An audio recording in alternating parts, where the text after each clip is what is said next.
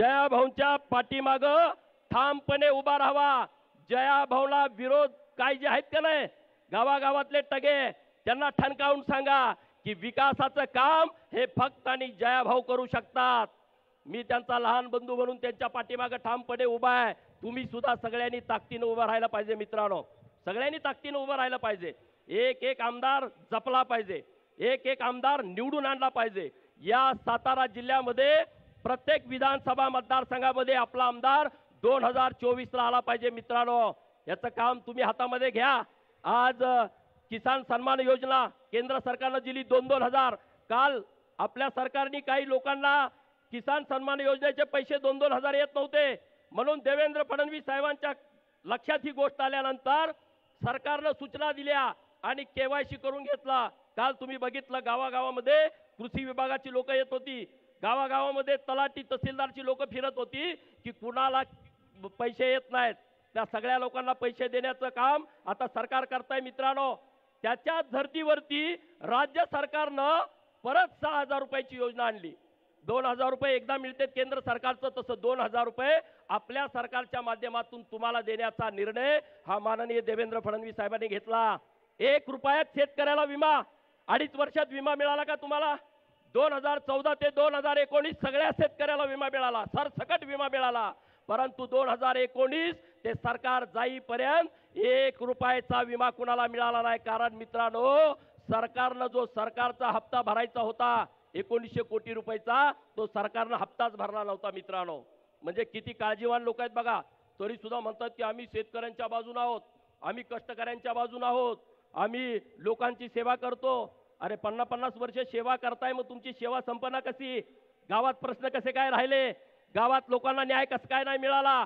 आज गावातल्या लोकांना घरकुल मिळत नाही का? तुम्ही योजना आणली नाही. देवेंद्र फडणवीसांनी योजना आणली ओबीसींच्यासाठी, भटक्या विमुक्तांच्यासाठी, धनगर समाजासाठी. का नाही तुम्हाला वाटलं की या लोकांच्यासाठी योजना आणावी? अरे मराठा समाजाचं आरक्षण जे देवेंद्र फडणवीस साहेबांनी मिळवलं होतं ते सुद्धा तुम्ही घालवला, तुमच्या नाकर्तेपणामुळे घालवला. सुप्रीम कोर्टामध्ये जेव्हा सरकारचा वकील होता त्या सरकारच्या वकिलाचं स्टेटमेंट आहे की महाराष्ट्र सरकार तेव्हाच हे मराठा समाजाच्या आरक्षणाच्या बाबतीमध्ये आम्हाला योग्य कागदपत्र देत नाही मित्रांनो. म्हणजे किती हे लोक चुकीच्या पद्धतीने वागतायत. आणि म्हणून येत्या काळामध्ये तुम्ही सगळेजण भारतीय जनता पार्टीचा विचार लोकांच्या पर्यंत पोहोचवा. आज नरेंद्र मोदी साहेबांसारखा माणूस मिळाला आपल्याला मित्रांनो. त्यांचा भाऊ एक पेट्रोल पंपावरती काम करतो, सक्का भाऊ. 12 वर्ष गुजरातचे मुख्यमंत्री आणि देशाचे 9 वर्ष पंतप्रधान. त्यांचा भाऊ पेट्रोल पंपावरती काम करतो, दुसरा भाऊ पतंग विक्रीचं काम करतो. हे सगळे आरोप करतायत मोदी साहेबांच्या वरती. काँग्रेसवाले, राष्ट्रवादीवाले, उद्धव सेना गटाचे, सपावाले, बसपावाले, तिकडं ममता, तिकडं नितीश कुमार, सगळी लोक विरोध करतायत. केजरीवाल विरोध करतोय. पण मला अभिमान या गोष्टीचा आहे की या देशातला एकही विरोध पार्टीचा नेता माननीय नरेंद्र मोदी साहेबांच्या वरती 1 रुपयाच्या भ्रष्टाचाराचा आरोप करू शकला नाही. हा भारतीय जनता पार्टीचा कार्यकर्ता म्हणून मला अभिमान वाटतो. तुम्हाला पण वाटायला पाहिजे या सगळ्या गोष्टीचा अभिमान. गावात सरपंच झाला तर 2 महिन्यानं लोक नाव ह्याच्यात पैसे खाल्लं, त्याच्यात खाल्लं, बलबात खाल्लं, गटारीत खाल्लं, लगेच तक्रार होते. 12 वर्ष मुख्यमंत्री, 9 वर्ष पंतप्रधान, 1 रुपयाचा आरोप होत नाही. आणि माझ्या नेत्याच्या बाबतीमध्ये तेच 14 ते 19 आणि आता 2022 पासून माननीय देवेंद्र फडणवीस साहेबांच्या वरती 1 रुपयाच्या भ्रष्टाचाराचा आरोप नाही मित्रांनो. ही लोक आपण जपली पाहिजेत. देशासाठी नरेंद्र मोदी साहेब आणि राज्यासाठी देवेंद्र फडणवीस साहेब ही व्यक्तिमत्व जपणं ही गावगाड्यातल्या आपल्या लोकांची जबाबदारी आहे. आपलं सगळ्यांचं काम आहे आणि ते काम आपण चोखपणे करू आणि माननीय मोदी साहेबांना 2024 ला आपल्या भागातले सगळे खासदार निवडून देऊन त्यांच्या कामाची पोचपावती देऊ. एवढंच या निमित्तानं बोलतो आणि थांबतो. जय हिंद, जय महाराष्ट्र. धन्यवाद सन्माननीय गोपीचंदजी पडळकर साहेब, आपण या ठिकाणी संबोधित केला, आपणास धन्यवाद व्यक्त करतो. आणि यानंतर आपल्याला संबोधित करताय या मानदेशाला पडलेलं एक सुंदर स्वप्न 2009 पासून 2023 च्या कालखंडामध्ये तुम्हा सर्वांना मिळालं. आवरलं नाहीस मी अजून? आवरले की सासूबाई. आता जायचं नाही का? जायचंय की. एवढा हंडा भरून आत ठेवते मग जाऊ. कुठे जाणार आहे ग? जाणार डोईवरचा हांडा हातात आणला, पायाची पायपीट थांबवली. दुष्काळी माती वली झाली, रानात पालवी उगवली. जी हे कटापूर आता खळखळून वाहील. डोळ्यातलं पाणी डोळ्यातच साचून राहील. पाण्याचं सपान त्यानं पुरं केलं. मातीचं त्यानं पांग फेडलं. जलनायक म्हणतात फिरमानं त्याला. सांग बघू नाव ठावं आहे का तुला? जया भाऊ. आम्हाला दोघींना त्यांचं नाव ठावं आहे. धन्यवाद. यानंतर आपल्याला संबोधित करतात या मानदेशाचं नेतृत्व तुमच्या आमच्या सर्वांचे लाडके आमदार सन्मान्य जयकुमार गोरे बोलतात. हात वरती, जोरदार टाळी आपल्या लाडक्या जया भाऊसाठी.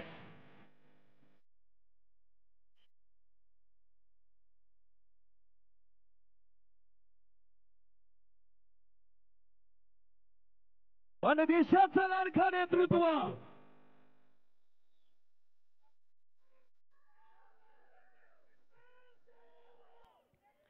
अच्छा,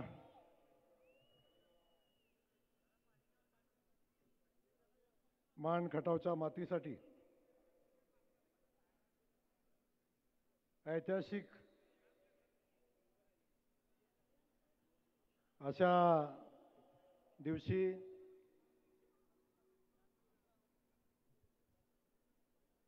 आज आपल्या सगळ्यांसोबत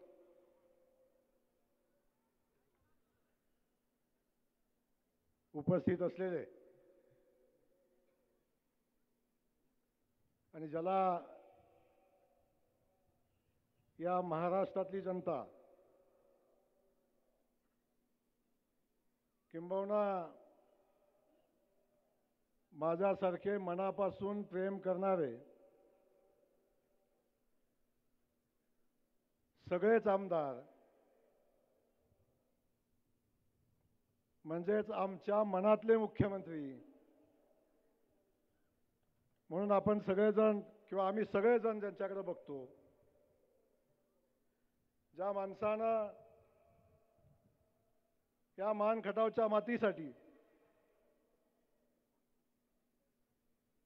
जो जो शब्द दिला,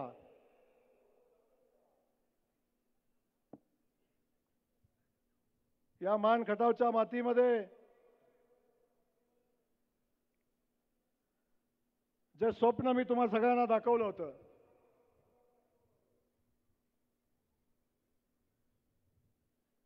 साहेब मी 2007 साली या मतदारसंघामध्ये आलो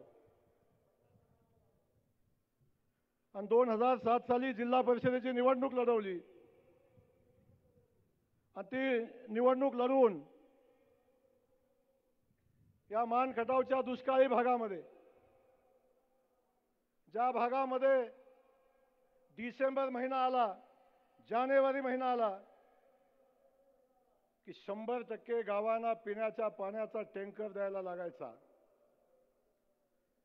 ज्या तालुक्यामध्ये 80% गावांना कनेक्टिव्हिटी नव्हती, रस्ते नव्हते, गावागावाला एसटीची सोय नव्हती, गावागावातला माणूस विस्थापित झालेला होता, पोटा पाण्याच्या निमित्तानं 1000 माणसाच्या लोकवस्तीमध्ये साहेब 500 माणसं गावामध्ये नव्हती. या अशा तालुक्यामध्ये मी जेव्हा समाजकारणाला, राजकारणाला सुरुवात केली, मुठभर मावळे माझ्यासोबत होते, स्टेजवर बसायला कोण माणूस नव्हता, समोर चाललो तर गावातले पुढारी आमच्याकडे पाठ उभी करून उभं राहायचे, जायचं कुणाकडे, सांगायचं कुणाला, पण या मानदेशी मातीतली दुष्काळाची धग स्वस्थ बसू देत नव्हती. आणि 2009 साली मी माझ्या मानदेशी मातेला स्वप्न दाखवलं. त्या लोकांना मी विश्वास दिला, वर्षानुवर्ष फक्त आश्वासनाच्या पलीकडे काही या लोकांना मिळत नव्हतं, तेव्हा या लोकांच्यावर आश्वासनावरचा विश्वास या लोकांचा उडाला होता. त्यावेळी साहेब मी एक अजेंडा घेऊन लोकांच्या समोर आलो. एक 4 ओळीचा अजेंडा होता, 4 ओळीचा माझा जाहीरनामा होता. मला माझ्या तालुक्यातनं मला माझ्या तालुक्यातनं कॅनॉलचं पाणी वाहताना बघायचं आहे. मला माझ्या तालुक्यामध्ये ऊसाची शेती झालेली बघायची आहे. मला माझ्या तालुक्यामध्ये कारखान्याचं धुराडं पेटलेलं बघायचं आहे. मला माझ्या मान खटावच्या मातीला दुष्काळी माती म्हणून लागलेला कलंक पुसायचा आहे. एवढा 4 ओळीचा जाहीरनामा घेऊन हा जयकुमार लोकांच्या मध्ये गेला.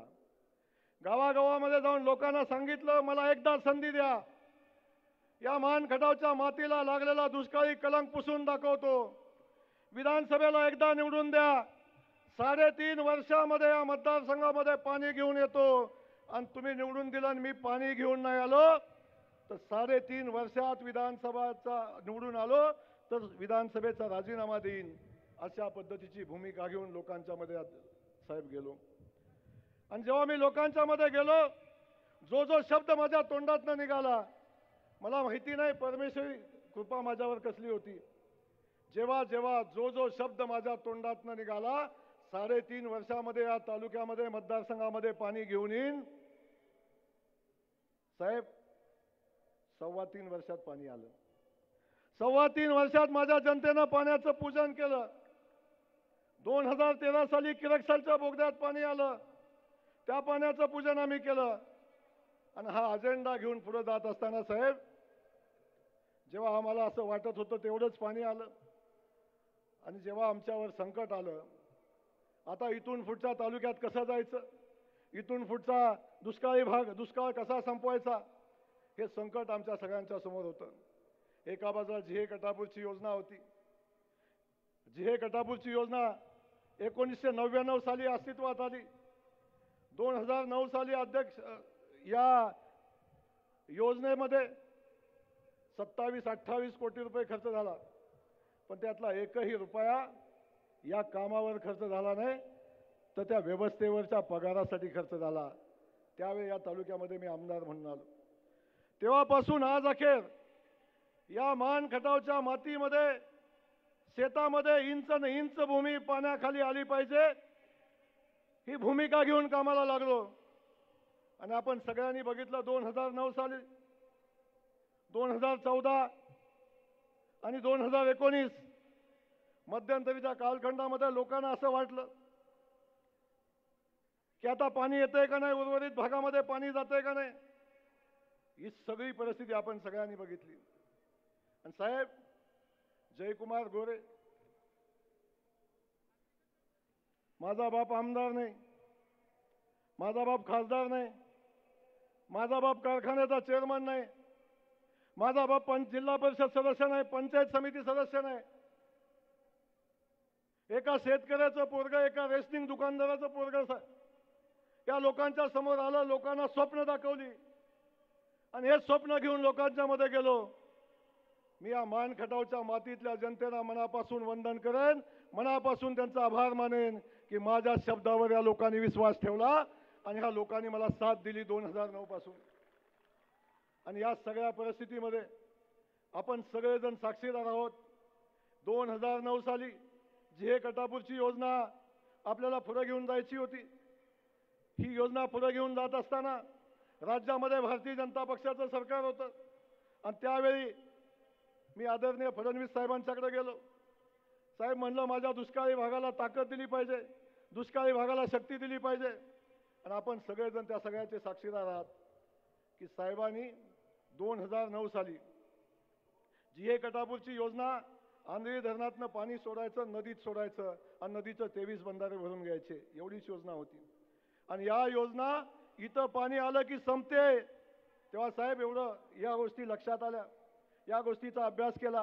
कुणाच्या सुपीक डोक्यातनं ही योजना आली होती मला माहिती नाही. पण नदीतनं शेतकऱ्यांनी पाणी उचलावं, बांधापर्यंत न्यावं, 20-20 किलोमीटर अंतरावरची गावं. पण साहेबांच्याकडे मी गेलो आणि साहेबांना ही योजना दिली. क्षणाचाही उसंत न लावता आदरणीय देवेंद्र फडणवीस साहेबांनी या योजनेला मान्यता दिली. माझ्या प्रसंगामध्ये उभा राहणारा, दिलेल्या शब्दाला जगणारा, दिलेला शब्द पाळणारा आणि कुठल्याही किमतीवर कुठल्याही प्रसंगामध्ये पाठीशी उभा राहणारा नेता म्हणून आदरणीय देवेंद्र फडणवीस साहेबांच्यावर मी विश्वास ठेवला, माझ्या जनतेनं विश्वास ठेवला. साहेब आमचं सगळं तुम्हीच आहे. मी सांगितलं की आमच्या पाठी कुठली राजकीय ताकद राजकीय पार्श्वभूमीच नाही. आपल्या खांद्यावर डोकं टाकले. जे काही आमचा पक्ष पार्टी नेता सगळं आमचं तुम्हीच आहे. असा माणूस आज आपल्या सगळ्यांच्याच पुढे आलाय की ज्या माणसानं या तालुक्यासाठी दिलेला प्रत्येक शब्द पाळला. आणि मला अभिमान आहे साहेब, जो शब्द मला तुम्ही दिला किंवा मी तुम्हाला दिला ते दोघांनी शब्द पाळले. खासदार मगाशी मोठ्या खासदारांचं भाषण झालं. मी या मान खटावच्या मातीला सांगेन, आदरणीय रणजितदादा खासदार झाले. एक ग्रामपंचायतीचं तिकीट देताना किती मोठा संघर्ष होता आपल्या सगळ्यांना माहिती आहे. रणजितदादा खासदार होत असताना रात्री 1:45ला 42 सेकंदाचा कॉल झाला होता. आणि 42 सेकंदाच्या कॉलमध्ये साहेबांना एवढंच मी म्हणलं होतं की साहेब रणजितदादाला तिकीट द्या. साहेबांनी पुढनं दोनदा मला सांगितलं, जयकुमार तू काय करणार. साहेबांना सांगितलं मी साहेब रणजितदादाचं काम करणार. तू कसं करणार. ओपन करणार. म्हणलं स्टेजवर येऊन करणार.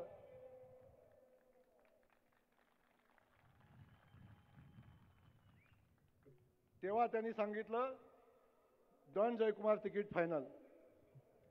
पुन्हा कोणीही तिकीट मागायला गेलं नाही. साहेबांनी तिकीट दिलं. पाण्याचा विषय आला. 32 गावांची योजना होती. त्या 32 गावाच्या योजनेच्या वेळी साहेब आपण मसवडमध्ये आला होता. आणि मसवडमध्ये आल्यावर साहेबांनी शब्द दिला होता, या 32 गावांचं जिहे कटापूरच्या पाण्याला सुधारित प्रशासकीय मान्यता तर त्यावेळी दिलीच होती, पण 2 वर्षाच्या आत हे पाणी या मान तालुक्यामधनं होईल अशा पद्धतीचा शब्द दिला होता. साहेब मला आठवण एवढ्यासाठी करून द्यायची आहे. लावू दे तो व्हिडिओ. महाराष्ट्राच्या इतिहासामध्ये मला एक प्रकल्प दाखवून द्या की ज्या प्रकल्पाची फेर प्रशासकीय मान्यता 5 दिवसात झाली. 7व्या दिवशी कॅबिनेटमध्ये प्रस्ताव आला आणि कॅबिनेटने एकमतानं त्याला मान्यता दिली आणि त्यानंतर 3 दिवसात त्याचं टेंडर निघालं. हे काम जर या ठिकाणी झालं असेल तर ते जयकुमार गोरेने करून दाखवलं. दुसरं कोणी हे काम करू शकत नाही. माणदेशी माणसाला जर पाणी मिळालं तर त्या पाण्याचं सोनं केल्याशिवाय तो राहणार नाही. ही ताकद माणदेशी माणसामध्ये आहे. कुमार गोरे पुढचे 10-20 वर्ष तुम्हाला इथलं प्रतिनिधित्व करायचं आहे. साहेब तो शब्द तुम्ही पाळला. 32 गावाची पाणी योजना 8 दिवसात सुधारित प्रशासकीय मान्यता मिळालेली ही देशातली आणि राज्यातली पहिली योजना. साहेब त्यावेळी आपण टेंडर पण काढलं. 12 कोटीचं काम चालू झालं. दुर्दैवानं आपलं सरकार गेलं. दुर्दैवानं आपलं सरकार गेलं. आणि साहेब ज्या लोकांनी या तालुक्यातल्या नेत्या जनतेनं ज्या माणसावर मनापासून प्रेम केलं, बोट दाखवील त्याला आमदार केलं, दगडाला आमदार केलं, अशा माणसांनी फक्त या योजनेचं श्रेय देवेंद्र फडणवीस साहेबांना जयकुमार गोरेला मिळेल. 2.5 वर्ष योजनेवर पैसे शिल्लक होते. टेंडर काढायचं होतं आणि फक्त टेंडर काढायचं काम होतं. साहेब विधानसभेमध्ये मी दंगा केला. हाऊस बंद पाडलं. जयंत पाटलांनी दिलेलं आश्वासन माझ्या मानखटावच्या जनतेनं बघितलं. टेंडर पब्लिक झालं. पण या तालुक्यातली लोक साहेब गेली शरद पवार साहेबांच्याकडं आणि पवार साहेबांना सांगितलं हे टेंडर जर झालं आणि इथं पाणी जर आलं तर पुन्हा या मान खटावच्या मातीमध्ये राष्ट्रवादीचा आमदार कधी निवडून येणार नाही. साहेब हे टेंडर कसल्याही परिस्थितीमध्ये कॅन्सल झालं पाहिजे अशा पद्धतीची भूमिका घेतली. साहेब या मातीत पाणी यावं म्हणून लढाई करणारी माणसं मी बघितली या भागाचं नेतृत्व करताना. पण या मातीत पाणी येऊ नये म्हणून प्रयत्न करणारी औलाद या मातीत जन्माला आली याचं दुःख आम्हा सगळ्यांना आहे. 2.5 वर्ष साहेब टेंडर काढलं नाही. योजना थांबून राहिली. पुन्हा हे टेंडर काढायला साहेब देवेंद्र फडणवीस साहेबांनाच सरकार घेऊन महाराष्ट्रामध्ये यायला लागलं, टेंडर काढलं, आता योजनेचं भूमिपूजन चालू झालं. त्याच वेळी साहेब आपण टेंबूच्या कुकुरवाडसह 16 गावं त्यावेळीची आणि कलेडोनचं 16 गावं, या गावांना आपण पाणी देतो म्हणून सांगितलं. लाव रे व्हिडिओ.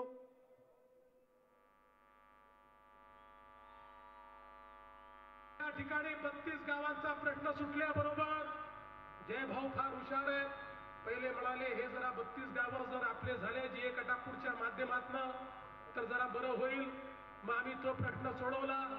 आता 32 गावचा प्रश्न सुटल्याबरोबर हळूच ते आले, म्हणाले त्या 32 गावांचं झालं, पण मायनी आणि कुकुरवाडच्या 32 गावांचं काय, ते 32 गावांचा प्रश्न देखील आपल्याला सोडवायचा आहे. तात्काळ आम्ही बैठक लावली.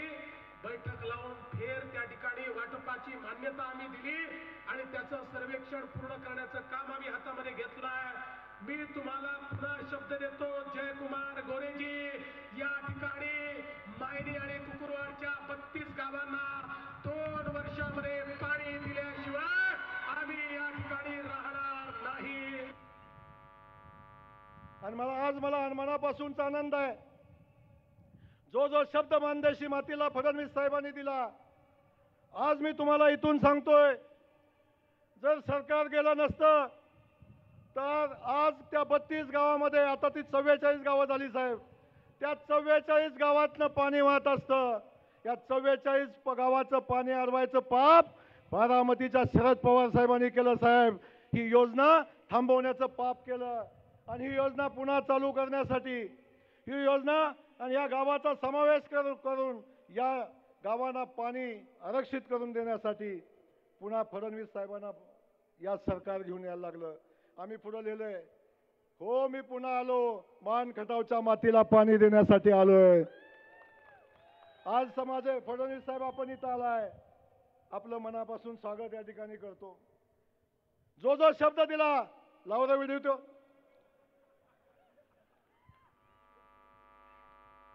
रस्ते आले आणि पाणी आलं तर या ठिकाणी उद्योग येतात आणि म्हणून जय भाऊनी ज्यावेळेस मागणी केली की आमच्या 2 MIDC या ठिकाणी झाल्या पाहिजेत, बाजूला फलटणला आमच्या खासदार साहेबांनी मागणी केली. या सगळ्या MIDC ला मान्यता देण्याचं काम आपण केलं, कारण एकीकडे शेतीला पाणी मिळालं पाहिजे आणि दुसरीकडे हाताला काम मिळण्याकरता उद्योग आले पाहिजे.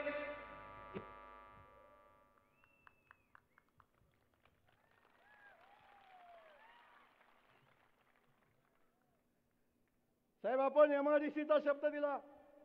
ही MIDC मान तालुक्यामध्ये होऊ नये म्हणून बारामतीपासून, कराडपासून, सांगलीपासून मुंबईपर्यंत साहेब सगळी यंत्रणा कामाला लागली.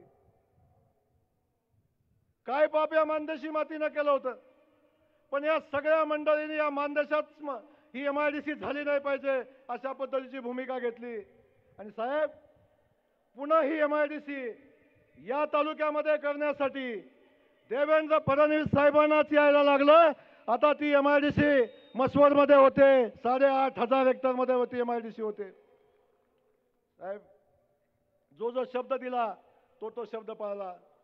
साहेबांनी सांगितलं होतं, जयकुमार कुठल्याही परिस्थितीत आम्ही तुझ्या पाठीशी आहे. जेव्हा साहेब जयकुमारवर संकट आलं तेव्हा सुद्धा साहेब आपण माझ्या पाठीशी उभा होता. एक निवडणूक आली, एका निवडणुकीमध्ये आतापर्यंत जेवढ्या निवडणुका झाल्या त्या सगळ्या निवडणुकामध्ये निवडणूक लागली की जयकुमार गोरेवर केस झालं नाही असं कधीच झालं नाही. अध्यक्ष साहेब निवडणूक लागली की गुन्हा दाखल झाला, निवडणूक लागली की जयकुमार गोरेला अडवला. पण साहेब सगळ्या संकटावर मात करत या सगळ्यांच्या छातीवर उभा राहून मानदेशी मातीच्या आशीर्वादाने हा जयकुमार गोरे 15 वर्षापासून काम करतोय. या मान खटावच्या मातीचा दुष्काळ हटवण्यासाठी काम करतोय. मी खूप काय बोलणार नाही साहेब, फक्त आज आपण बोलणार आहात. मी एवढंच सांगतोय की मान खटावची माती साहेब आपल्या पाठीशी उभी राहील. हे मानदेशी जनता आपल्या पाठीशी उभी राहील. या मानदेशातला सगळा या जिल्ह्यातली जनता आपल्या पाठीशी उभी राहील. शरद पवार साहेबांचं राजकारण, राष्ट्रवादीचं राजकारण साहेब या जिल्ह्यामध्ये किंवा या महाराष्ट्रामध्ये, पश्चिम महाराष्ट्र सोडून सगळ्या ठिकाणी पवार साहेब नावाचं भूत खूप मोठं आहे अशा पद्धतीचं वातावरण साहेब केलंय. खूप मोठं असं वातावरण केलंय. साहेब वस्तुस्थिती तशी नाही. तर मजबूतीनं ताकदीनं उभी राहणारी माणसं जर मिळाली, सामान्य माणूस तर ताकदीनं उभा राहिला, तर पवारांचा सुद्धा पराभव या पश्चिम महाराष्ट्रामध्ये होतो. हे मानखटावच्या जनतेनं दाखवून दिलं. एकदा नाही, दोनदा नाही, माड्यातनं साहेब माघार घ्यायला लागली. जेव्हा ठरवलं या जनतेनं, तेव्हा माड्यातनं माघार घ्यायला लागली. ही परिस्थिती आहे. त्यामुळे असा समज जो झालाय, पश्चिम महाराष्ट्र बालेकिल्ला आहे. साहेब हा बालेकिल्ला आता उद्ध्वस्त व्हायला लागला आहे. साहेब आम्ही सांगतो, आमच्या सगळ्यांच्या पश्चिम महाराष्ट्रातल्या लोकांचा विश्वास ठेवा. विखे पाटील साहेब येत आहेत. साहेब हा माणूस असा आहे, या माणसानं विखे पाटील साहेबांना पहिल्या दिवसापासून आमदार झाल्यापासून आज अखेर जयकुमार गोरेची क्षणाक्षणाला साथ दिलेला माणूस. सुखात दुःखात संकटात ज्या वेळी आठवण काढली तेव्हा विखे पाटील साहेब वाघासारखे माझ्या पाठीशी उभे राहिले. जो संकट येईल त्या संकटात उभे राहिले. साहेब कधी त्या माणसानं स्वतःच्या मुलातून माझ्यात फरक केला नाही. असा माणूस, पितातुल्य माणूस आज साहेब माझ्या या कार्यक्रमाला आलाय, याचा मला मनापासूनचा आनंद आहे. बाकीचे रणजित दादा, दुसरा एक दोस्त माझा पाठीशी बसलाय, राहुल दादा. दादा ह्या जनतेचं एवढं तुमच्यावर प्रेम आहे, जेवढं माझ्यावर तेवढंच तुमच्यावर आहे. ही सगळी सुखात दुःखात संकटात, कारण जयकुमार कायम संकटातच असतो साहेब, कायम संकटात. आणि अशा संकटाच्या वेळी उभा राहणारा माझा मित्र, प्रत्येक संकटात प्रत्येक कामात. साहेब मंत्रालयाचं मी एकटा गेलो ना, काय आज एकटाच आहे, राहुल कुठे आहे म्हणून विचारतात. राहुल दादा गेला तर त्याला विचारतात आज एकटाच आहे, जय कुठं आहे, जयकुमार कुठं आहे. साहेब माझ्या प्रसंगामध्ये ज्या दिवशी ॲक्सिडेंट झाला, दोघं गाडीतनं सोबत आलो. ॲक्सिडेंट झाल्यावर पुन्हा हॉस्पिटलमध्ये जेव्हा डोळा उघडला तेव्हा राहुल दादाच पुढे होता. रणजित दादा घेऊन गेले उचलून. साहेब एवढे मोठे प्रसंग आले, मानव निर्मित आलेच आले, पण जेव्हा या मानखटावच्या मातीची सेवा करत असताना अधिवेशनामध्ये नागपूरवरनं येताना साहेब ॲक्सिडेंट झाला. रात्रीचे 3:15 वाजले होते आणि 3:15 वाजता ॲक्सिडेंट झाला. काळाकुट्टा अंधार होता, गाडीतली सगळी झोपलेली होती. गाडीचा ॲक्सिडेंट झाल्यावर काय झालं कळालं नाही. साहेब मी उठलो, एवढा भयानक ॲक्सिडेंट. सगळ्यांना वाटलं आता कार्यक्रम झालाय. साहेब ॲक्सिडेंट पण कुठं व्हावा, रामराजेंच्या स्मशानभूमीत.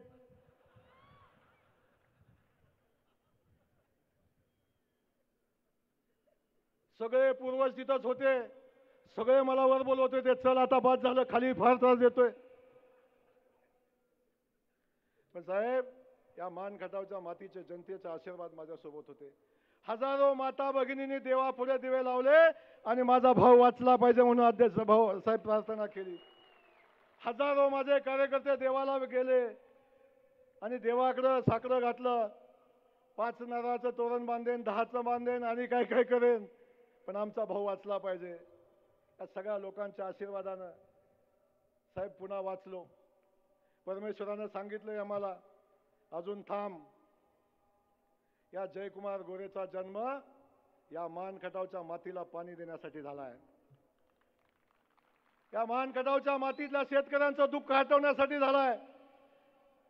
अजून जे कटापूरच्या 32 गावाचं पाणी घेऊन जायचंय, अजून टेंबूच्या 38 गावाचं पाणी घेऊन जायचंय, अजून मसवडची MIDC उभी करायची आहे.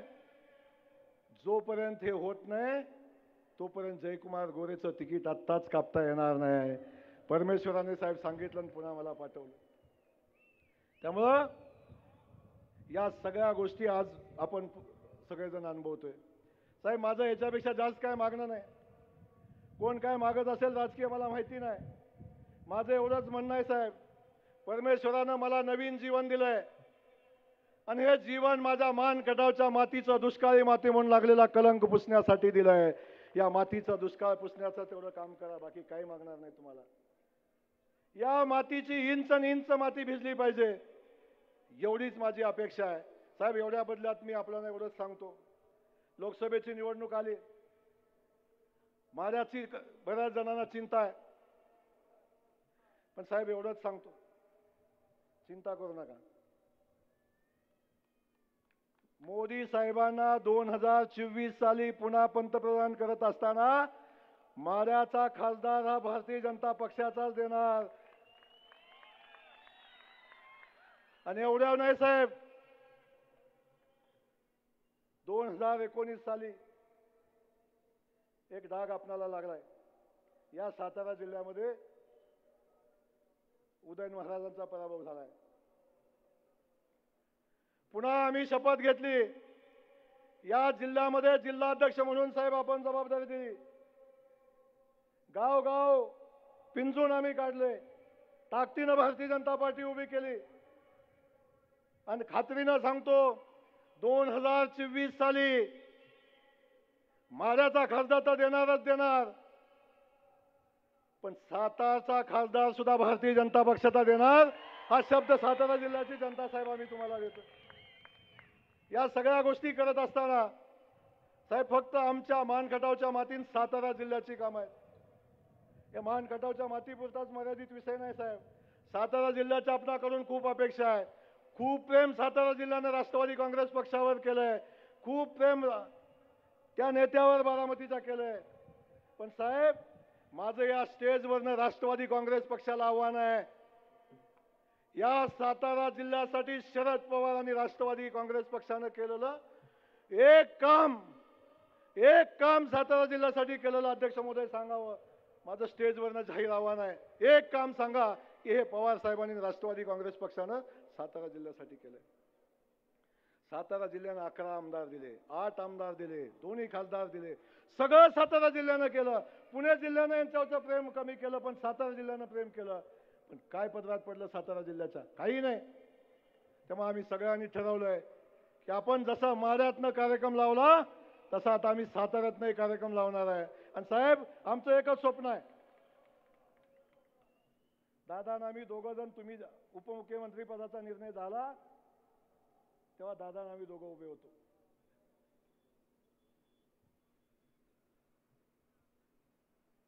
साहेब आईचा मृत्यू झाला तेव्हा डोळ्यातनं पाणी आलं.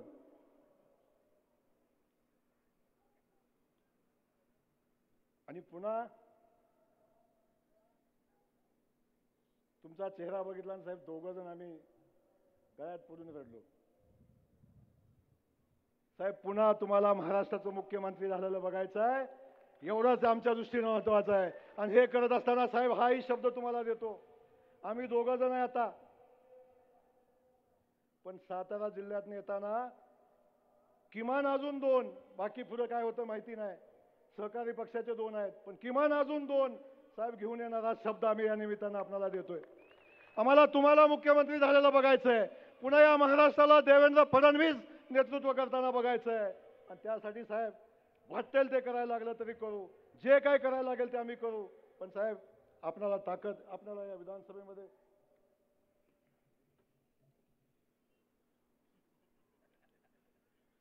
साहेब काही पण करा, पण मागणं चिठ्ठी पाण्याचीच येते, दुसरं काही येत नाही. साहेब टेंबूच्या पाण्याचा विषय झाला. आता आपण बघितलं मगाशी सकाळीच आपली बैठक झाली. जे कटापूरच्या 32 गावाचं झालं. बाजूला विस्तारित 18 गाव आहेत. 1.1 TMC पाणी सगळं आरक्षित झालंय साहेब. आता तुमचीच सोय बाकी आहे, बाकी काहीच नाही. आणि टेंबूचाही आम्हाला शब्द पाहिजे. मी थांबणार आहे साहेब, आपल्याला बोलायचं आहे. टेंबूचाही शब्द आम्हाला पाहिजे की येणाऱ्या मंत्रिमंडळाच्या बैठकीमध्ये, उद्या असली तर उद्याच दिवस साहेब, आमचं काही म्हणणं नाही, पण येणारी जे महिन्याच्या शेवटची मंत्रिमंडळाची बैठक आहे त्या बैठकीमध्ये टेंबूच्या 44 गावाची सुधारित प्रशासकीय मान्यता झाली पाहिजे साहेब. आमची विनंती आहे. आणि एकदा या MIDC वर जे भूत अजून लटकते, केंद्र शासनाची परवानगी, फायनल परवानगी आम्हाला पाहिजे. आणि आमच्या या विस्तारित 18 गावांना पाणी पाहिजे. एवढंच या ठिकाणी आपल्याला साहेब मागणार आहे. माझे सगळे सहकारी इथं आलेत. उदयन महाराज आलेत, आमचे दरेकर साहेब आलेत. साहेब समाधानी आहे का आपण? दरेकर साहेबांनी सभा दिली आणि मला फोन केला, जय साहेबांनी सांगितलंय की सभा जयला द्यायची आहे. जय बघ, सभा चांगली झाली पाहिजे. दरेकर साहेब समाधानी असला तर सांगा. आता मी साहेबांना कानात सांगितलंय, साहेब एकदा बोगद्यातनं पाणी साहेब सोडायला मोदी साहेबांना घेऊन या. फक्त तारीख द्या, बाकी आमच्यावर सोडा. आम्ही बाकी कुठलंही काम तुमच्यावर देणार नाही. एकदा तारीख द्या, मोदीजींना एकदा पाठवून द्या, आमच्या इकडे घेऊन या. आदरणीय मोदीजींच्या गुरुवर्य लक्ष्मणराव इनामदारांचं नाव त्या जे कटापूर योजनेला दिलंय. एवढंच या ठिकाणी मी आपल्याला सांगतो.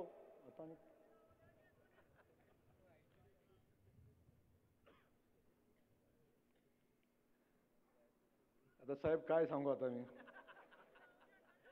साहेब औंधाचा विषय आलाय आपल्या पुढं.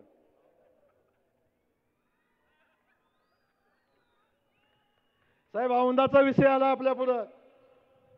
औंधसर 16 गावाचा पाण्याचा प्रश्न आहे. साहेब त्या औंधसर 16 गावांचंही म्हणणं आहे आम्हाला पाणी पाहिजे, ते माझंही म्हणणं आहे. औंधसर 16 गावांना पाणी पाहिजे. पण मी सांगितलंय टेंबूची योजनेचं भूमिपूजन करायचं आणि औंधच्या 16 गावांना पाण्याचं आरक्षण झालंय. साहेब इथली लोक, इथली राष्ट्रवादी, सरकार गेलं की आंदोलन चालू. 2.5 वर्ष सरकार होतं साहेब, बिलकुल आंदोलन नाही. 2.5 वर्ष पवार साहेबांचं सरकार होतं. मराठा समाजाच्या भावना कधीच कुणाच्या लक्षात आल्या नाही. ज्या फडणवीस साहेबांनी मराठा समाजाला आरक्षण दिलं, 60 साली महाराष्ट्राची निर्मिती झाली, तेव्हापासून आतापर्यंत 80% वेळ महाराष्ट्रामध्ये मराठा मुख्यमंत्री होता. त्याही पेक्षा पुढे जाऊन सांगतो, त्यातल्या 30-35 वर्ष जे मराठा समाजाचे जाणते राजे म्हणून शरद पवार साहेब काम करतात, त्या पवार साहेबांनी राज्य केलं. पण चकार शब्द कधी मराठा समाजाच्या आरक्षणाबद्दल काढला नाही. साहेब आम्हाला तुमचा अभिमान आहे. आम्ही पण छत्रपती शिवाजी महाराजाचे मावळे आहे. जे कुणाला जमलं नाही साहेब ते तुम्ही केलं. मराठा समाजाला आरक्षण दिलं आणि जेव्हा सत्ता गेली तेव्हा आरक्षण गेलं. 2.5 वर्ष सत्ता होती पण कुणाला आठवलं नाही. आणि जेव्हा साहेब तुम्ही इथे येणार तेव्हा मराठा समाजाच्या भावना तीव्र आहेत. देवेंद्र फडणवीस मराठा समाजाच्या आरक्षणाचं काय करणार. आता औंधच्या पाण्याचा विषय, अहो सरकारचे उपमुख्यमंत्री महिन्याला औंधमध्ये मुक्कामी, तेव्हा आंदोलन नाही झालं. तेव्हा आंदोलन कुणी केलं नाही, तेव्हा कुणी निवेदन दिलं नाही.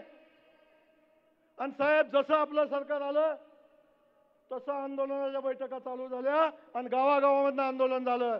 अरे हा फकड्याचा औंधाला पाणी देणारा लक्षात असू द्या. या सगळ्या गोष्टी साहेब अशा पद्धतीच्या आहेत. बाकी सगळ्या विषयावर बोलण्यासारख्या खूप गोष्टी आहेत. भाषणाच्या ओघात साहेब सगळ्या उदयन महाराज साहेब इथं आलेत. महाराज साहेब माझे सगळ्यात जवळचे मित्र आहेत. आम्ही आणि पलीकडे शिवेंद्र महाराज बघतायत माझ्याकडे. मी जिल्ह्याचा अध्यक्ष आहे. काळजी करू नका, दोन्ही महाराज एका व्यासपीठावरून भाजपचा खासदार, लक्षात असू द्या, काही घडणार नाही. त्यामुळं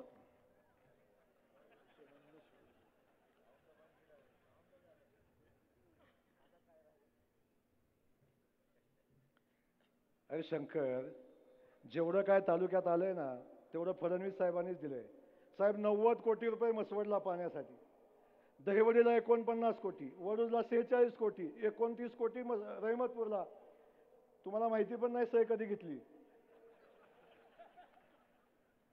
कसलेही पत्र दिलं साहेब लिहितात कारवाई करा. आता साहेब कसं, या सगळ्या गोष्टी साहेब तुमच्यामुळं. तेव्हा इथं जे जे काम होतंय मला सांगायला साहेब दुःख वाटतं. 2.5 वर्ष सरकार होतं. इथला नेता, कलेक्टर, सचिव साहेब तुम्हाला माहिती आहे कोण कोण होता. 88,000 मतं घेतली. 2.5 वर्षात एक नया पैशाचा निधी आणला नाही साहेब. एक नया पैशाचं काम नाही, नया पैशाचं काम नाही. तेव्हा या सगळ्या गोष्टी जेवढ्या बोलताल तेवढ्या कमी आहे. परिचारक साहेब आलेत, मालक आलेत, सगळेच आलेत. त्या सगळ्यांनी साहेब खूप ताकदीनं माड्यामध्ये आम्ही लढाई केली. ही सगळी टीम आली, सातारची टीम आहे. सगळ्यांचं मी मनापासून स्वागत करतो. मनापासून आपल्या सगळ्यांची रणजितदादा मोहिते इथं आमचे मित्र आहेत. दादा आम्ही पण खूप चांगले मित्र आहोत आणि दादानी आम्ही चांगलं स्नेहाचे संबंध ठेवलेत. दादा पण या भागामध्ये साहेब ताकदीनं काम करतात. दादांचा सन्मान योग्य झाला पाहिजे ही आमची मनापासूनची इच्छा आहे. हे करत असताना माढ्यामध्ये भाजपचा खासदार झाला पाहिजे. दोघांमध्ये सगळ्यांच्या मध्येच या सगळ्या कमिटीमध्ये सगळ्यांनी ताकदीनं काम केलं पाहिजे. साहेब आपण यामध्ये सगळ्या गोष्टीमध्ये आपण लक्ष घालावं आणि या माढ्यामध्ये आम्हा सगळ्यांच्या पाठीशी आपण खंबीरपणे उभं राहावं अशा पद्धतीची विनंती या निमित्ताने मी आपल्याला करतो. आपल्या सगळ्यांचं मनापासून स्वागत करत असताना विखे पाटील साहेब आपलंही मनापासून या ठिकाणी स्वागत करतो. राहुल दादा आपलं मनापासून स्वागत करतो आणि आपल्या सगळ्यांना सांगतो की आपण जी लढाई हातामध्ये घेतली ती लढाई घेऊन आपल्याला पुढे जायचं आहे आणि या लढाईमध्ये सगळे अख्खी भारतीय जनता पार्टी आपल्यासोबत आहे. चिंता करू नका. मगाशी बोलताना साहेब मला म्हणले जयकुमार लवकर लवकर आवरा. भाषणात माणसं उठायला लागली तर कसं होणार. साहेब हे मानदेश आहे. तुमचं भाषण संपेपर्यंत इथला एकही माणूस उठणार काय एकही माणूस उठणार नाही. चिंता करू नका. त्यामुळं आमची भूमिका आपल्या समोर मांडलेली आहे. या मान खटावच्या मातीशी या जिल्ह्यातल्या जनतेच्या पाठीशी आपण ठामपणे उभं राहावं एवढीच विनंती या निमित्तानं करतो. साहेब आपण आलात. आपले आशीर्वाद आणि आपली ताकद एवढंच पाहिजे. बाकी काही नको. धन्यवाद. जय हिंद जय महाराष्ट्र. धन्यवाद सन्मान्य आमदार जयकुमारजी गोरे भाऊ या मानदेशाच्या वादळासाठी. यानंतर आपल्याला संबोधित करतात जे नेतृत्व खऱ्या अर्थानं उभं राहत असताना ज्या नेतृत्वाला नेहमीच 2009 पासून आधाराची सावली दिली आणि ज्या नेतृत्वानं जयकुमार गोरे नावाच्या व्यक्तीला नेहमी साथ दिली ती या राज्याचे महसूल मंत्री आदरणीय राधाकृष्ण विखे पाटील बोलतात. एकदा जोरदार टाळी सन्मान्य राधाकृष्ण विखे पाटील यांच्यासाठी.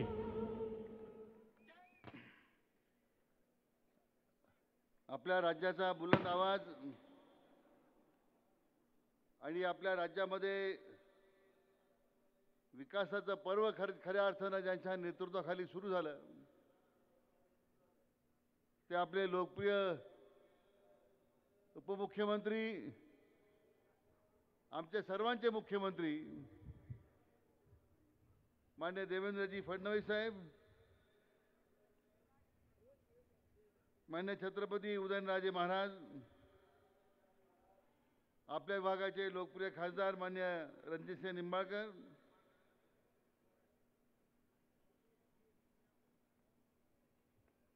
ज्येष्ठ नेते मान्य प्रवीणजी दरेकर,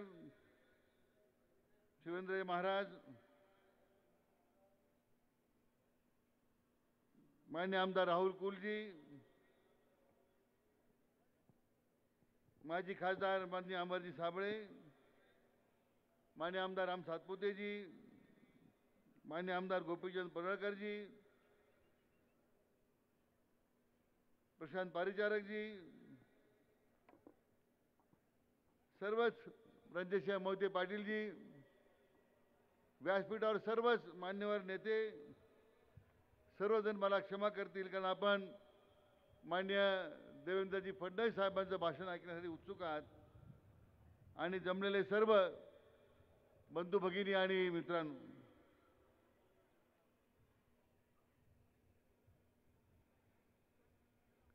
खरं म्हणजे आज मी आपल्या सर्वांच्या समोर आपल्या सर्वांना धन्यवाद देण्यासाठी आलेलो आहोत. नमस्कार करण्यासाठी आलेलो आहे. या म्हसवडच्या सिद्धनाथ महाराजांचे आभार मानण्यासाठी आलेलो आहे की 3 महिन्यापूर्वी झालेल्या या भयंकर घटनेतून आपल्या सर्वांचा बुलंद आवाज आमचे परमस्नेही ज्यांच्या पुढाकाराचा कार्यक्रम होतोय आमदार जयकुमारजी गोरे साहेब, हे अतिशय जीव घेण्या अपघातातून सही सलामत बचावले ही तुमच्या सगळ्या जनतेची पुण्य होती म्हणून आपल्याला नमस्कार करण्यासाठी मी आलेलो आहे. तो दिवस अजून आठवतो. पहाटे फोन येतो ॲक्सिडेंट झालाय आणि जी मग खासदार साहेबांची धावपळ, राहुल कुल साहेबांची धावपळ आणि यातून मग ते जयकुमारजींनी सांगितलं ती गोष्ट बरोबर आहे की खरं म्हणजे या 2009 साली विधानसभेला निवडून जाताना प्रत्येक वेळी मी जयाभाऊवर या ठिकाणी आलो आणि त्यांचं जे स्वप्न होतं की नाही माझ्या भागाच्या लोकांना पाणी आलं पाहिजे. माझा मानदेशाचा माणूस हा सुजलाम सुफलाम झाला पाहिजे. मला वाटतं ती परमेश्वराची इच्छा होती. हे परमेश्वरूपी बसलेले तुम्ही सगळे बंधू भगिनी तुमची इच्छा होती आणि म्हणून मला वाटतं जयकुमारजींना अभय मिळालं. आपल्या भागात दुष्काळी भागाला पाणी दिल्याशिवाय स्वस्थ बसणारा नेता नाही आणि ते स्वप्न पूर्ण करण्याचं काम आज या योजनेचं भूमिपूजन करताना मला वाटतं पूर्ण होताना दिसतं. 9 साली मी ज्यावेळी आलो पहिल्यांदा दैवडीला ही डाळिंबाची बाग होती. छोटे छोटे डाळिंब होते. मी जयभाऊला विचारलं की डाळिंबाची अशी काय स्थिती आहे. त्यामुळे आमच्याकडे 150 मिलीमीटर पाऊस पडतो. पाणीच नाही आहे. परमेश्वराची किती अवकृपा आहे. या जिल्ह्याच्या एका टोकाला 7,000 मिलीमीटर पाऊस पडतोय महाबळेश्वरला आणि या जिल्ह्याच्या दुसऱ्या टोकाला दैवडीला 150 मिलीमीटर पाऊस पडतोय. काय करायचं दुष्काळी भागातल्या शेतकऱ्यांनी. आणि एकामागून एक योजनेची आखणी सुरू झाली आणि आज योजना पूर्ण होत आहेत.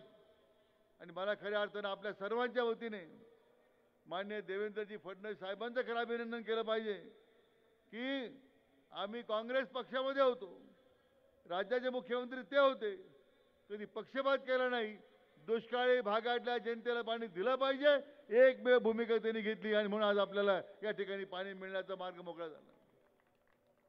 नाहीतर यापूर्वीच्या काळामध्ये हा कोणत्या पक्षाचा आहे, तो कोणत्या गटाचा आहे, तो कोणाच्या मागे फिरणार आहे. फक्त मतं घ्यायची आणि दुष्काळी भागाला पाण्यापासून वंचित ठेवायचं. आम्ही नेहमी जायचो माननीय मुख्यमंत्री महोदयांकडे आग्रह धरायचो पण त्यांनी कधी पक्षपात केला नाही. 2019च्या निवडणुकीमध्ये मगाशी उल्लेख झाला खासदार निंबाळकर साहेबांना उभं करायचं. 1 मिनिटात निर्णय झाला. रणजितसिंह नाईक निंबाळकर साहेब खासदार झाले. इतका विशाल मनाचा इतका अतुंग असं व्यक्तिमत्व असणारा आणि राज्याच्या पुढच्या भविष्याची दिशा योग्य पद्धतीने पुढे घेऊन जाणारा असे कर्तृत्ववान नेता म्हणून या ठिकाणी देवेंद्रजी फडणवीस साहेबांचा या ठिकाणी उल्लेख केला पाहिजे. अनेक मुख्यमंत्री आपण पाहिले. अनेक मुख्यमंत्र्यांच्या नेतृत्वाखाली काम करण्याची संधी मिळाली. पण त्यांना मी आवर्जून सांगितलं इतका समर्पित भावनेनं जनतेची बांधिलकी असणारा जनतेच्या मनाशी जनतेच्या मनातल्या भावना ओळखून खऱ्या अर्थानं त्या जनतेच्या आकांक्षा पूर्ण करणारा मुख्यमंत्री जर महाराष्ट्राला मिळाला असेल राज्याच्या स्वातंत्र्यानंतर यशवंतराव चव्हाण त्यावेळी मंगल कलश घेऊन आले आणि त्यानंतरच्या कालखंडामध्ये माननीय देवेंद्रजी फडणवीस राज्याच्या परिवर्तनासाठी आज काम करतायत. आणि म्हणून मित्र आपण ज्या ज्या आश्वासनं माननीय जयकुमार गोरे भाऊंनी त्यांच्याकडून घेतली ती पूर्ण झाला जात आहेत याचा मनस्वी आनंद आपल्याला सगळ्यांना होतो. आज राज्यामध्ये काम करताना गायरान जमिनीचा प्रश्न आला. महसूल मंत्री या निमित्तानं त्यांनी राज्याचा महसूल मंत्री म्हणून मला या ठिकाणी संधी दिली. अनेक गावातून लोकांचे शिष्टमंडळ आली. गायरान जमिनीचं काय होणार आहे. तुमच्याकडे हा एक प्रश्न गायरानाचा. गायरानातून लोकांना बाजूला करा. सर्वोच्च न्यायालयाचा निकाल झाला. मान्य मुंबई उच्च न्यायालयाचा निकाल झाला. फडणवीस साहेबांनी आम्हाला बोलावलं की आपल्या लोकांसाठी काय आपण करू शकतो. न्यायालयाचे निकाल आहे आणि मग निर्णय त्यांनी घेतला.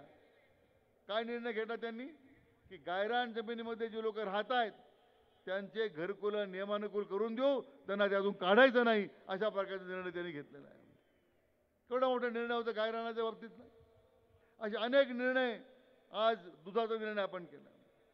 सदाभाऊ खोत यांना बरोबर घेऊन आम्ही आज सगळ्या राज्यातल्या दूध संघ आणि दूध खाजगी संघाची मिटिंग घेतली आणि अतिशय स्पष्टपणे सांगितलं दूध उत्पादकांना किमान 35 रुपये दर तुम्ही दिला पाहिजे अशा प्रकारचा निर्णय आपण त्या ठिकाणी केला. 35 रुपयाच्या कमी 1 रुपया आमच्या शेतकऱ्याला पडायचा त्या ठिकाणी मिळणार नाही याची त्या ठिकाणी दक्षता घेतली पाहिजे. पशुखाद्याचे भाव वाढलेत. दुष्काळी भागाला सगळ्यात मोठं उत्पन्न दुधाचं आहे. 25% पशुखाद्याचे भाव कमी झाले पाहिजे उद्यापासून, असं त्या ठिकाणी त्यांना ठणकावून सांगितलं कंपन्यांना. आणि म्हणून एकामागून एक शेतकरी हिताचे निर्णय राज्यामध्ये करताना त्यांचं मार्गदर्शन आपल्याला आहे. त्यांच्या मार्गदर्शनाखाली या ठिकाणी मगाशी पडळकर साहेबांनी सांगितल्याप्रमाणे 10,000 कोटी रुपयाचं आमच्या मेंढपाळ बांधवांकरता एक मोठी योजना आपण राज्यामध्ये आणलेली आहे. त्या योजनेची अंमलबजावणी आपण सुरू करणार आहोत. अनेक निर्णयाबद्दल सांगता येईल, पण आज देशाचे लाडके पंतप्रधान आदरणीय नरेंद्र मोदी साहेबांच्या पंतप्रधान पदाला 9 वर्ष पूर्ण होत आहेत. आज त्यांचं अभिनंदन करण्यासाठी, त्यांचे आभार मानण्यासाठी, देशाला जे कणखर नेतृत्व मिळालं त्यांच्या पाठीमागे पाठबळ उभं करण्यासाठी आपण आज सर्वजण जमलेलो आहोत. आणि हे पाठबळ उभं करताना राज्याचं नेतृत्व ज्यांच्या खांद्यावर आहे असं एक सामर्थ्यवान नेतृत्व माननीय देवेंद्रजी फडणवीस साहेबांच्या त्यांचे आभार मानण्यासाठी आपण सर्व आलेलो आहोत. कारण या मानदेशाला खऱ्या अर्थानं न्याय कोणी दिला असेल तो माननीय फडणवीस साहेबांनी दिला. हे या ठिकाणी आपण हात उंच करून त्यांचे आभार व्यक्त करावेत अशा प्रकारची या ठिकाणी मी आपल्याला विनंती करतो. टाळ्याच्या गजरात आपण त्यांचं अभिनंदन करूया अशी आपल्याला विनंती करतो. मनापासून जयकुमारजी, आपलं तर आपल्या नावाचा जय आहे. त्यामुळे किती लोक देवपाण्यात बुडून बसले तरी तुमचा पराजय करणारा माईचा बुद्ध या ठिकाणी कधी या जन्माला येणार नाही. या जनतेतला प्रत्येक माणूस हा तुमच्या पाठीमागे खंबीरपणे उभा आहे. तोच आशीर्वाद तुम्हाला 3 महिन्यापूर्वी मिळाला, तोच आशीर्वाद पुढचे अनेक वर्ष तुमच्या मागे राहणार आहे. अशा प्रकारची या ठिकाणी आपल्याला खात्री देतो. मनापासून आपल्या सर्वांना अभिवादन करतो. थांबतो. जय हिंद, जय महाराष्ट्र. धन्यवाद सन्मान्य राधाकृष्ण विखे पाटील. आणि यानंतर आपल्याला संबोधित करताय ज्या नेतृत्वाला महाराष्ट्र एक आशेने पाहतोय, जे नेतृत्व महाराष्ट्राच्या आशेचा किरण आहे आणि या महाराष्ट्राचे तुमच्या आमच्या प्रत्येकाच्या मनातील तुमचे आमचे सर्वांचे माजी मुख्यमंत्री आणि या राज्याचे उपमुख्यमंत्री आदरणीय देवेंद्र फडणवीस साहेब बोलतात. हात वरती, जोरदार टाळी या मानदेशाची आपल्या फडणवीस साहेबांसाठी. हात वरती, जोरदार टाळी.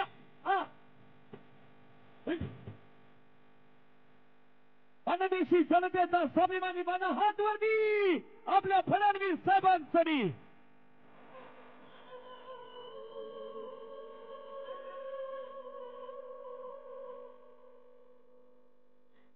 भारत माता की, मागून आवाज येत नाहीये. भारत माता की, छत्रपती शिवाजी महाराज की, धर्मवीर छत्रपती संभाजी महाराज की. जय भवानी, जय भवानी, जय जय जय जय जय भवानी, जय जय जय जय जय शिवाजी. हिंदवी स्वराज्याचे सरसंस्थापक छत्रपती शिवरायांना मानाचा मुजरा करतो.